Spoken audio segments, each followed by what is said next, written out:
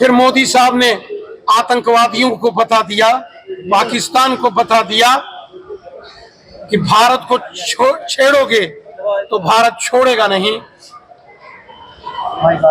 मोदी साहब ने कहा था पहलगाम के गुनाहगारों को, कश्मीर के कातिलों को जमीन के पाताल से भी निकालकर मिट्टी में मिला देंगे।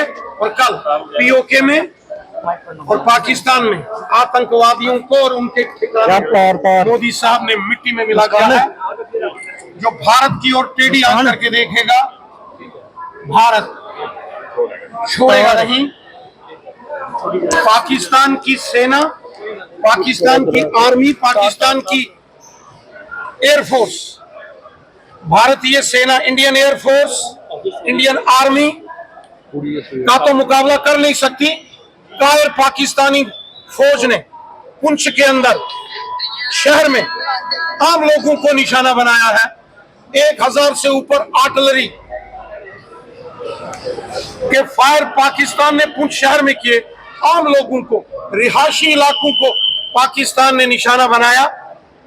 15 लोगों की जान गई है, जिसमें 13 लोग पुंछ के हैं और 2 लोग उड़ी के हैं।